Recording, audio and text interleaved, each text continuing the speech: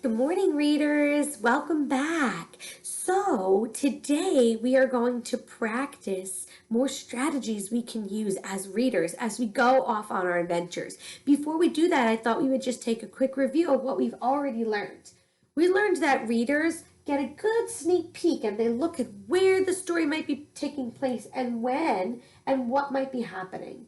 Okay, and we keep track of that when and where as we're going along in the book and how it might change along the way.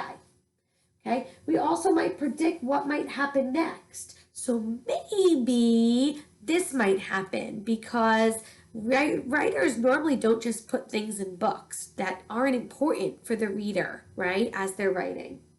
Okay, we also retell the important parts of the stories and we might mark pages to help us remember. So today, before we get started, I want you to imagine a place that you've been before. And then I want you to imagine going back to that same place. So I am picturing myself at the Museum of Natural History in Washington, D.C. And I've been to that museum a bunch of times and I really love it there. And I'm picturing myself back there again. And I might go back to the dinosaur exhibit over and over and over again because I enjoy looking at the dinosaurs and I discover new things every time I go visit that museum. Today, readers, we're going to discuss how readers do the same thing and they reread parts of a story to see if they can learn more as they're reading. So I want to look back at Iris and Walter at chapter 3. On chapter 3, Where's Walter? We can see here, this is the part where it says, when the bus pulled up in front of the aquarium, Iris said, "Look at all the people." "Hey, Walter," said Benny, "that boy is wearing a shirt just like yours." "He is," said Walter.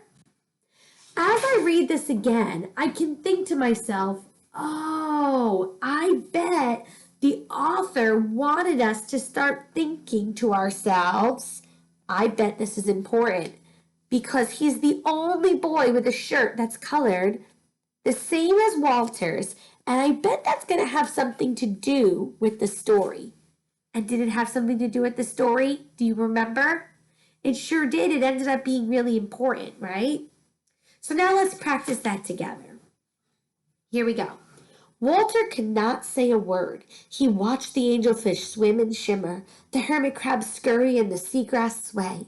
Walter had never seen anything as wonderful as the coral reefs. Why do you think I chose this?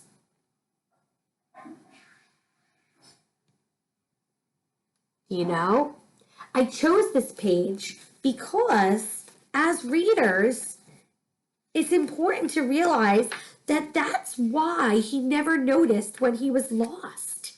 Were you thinking the same thing as I was?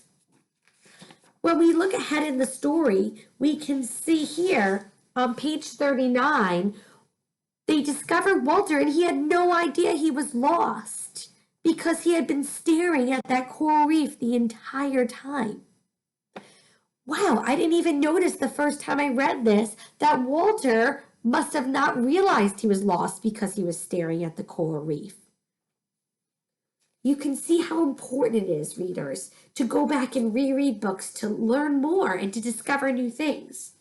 So in our suitcase today, I'm going to take out this Post-it, reread to notice more.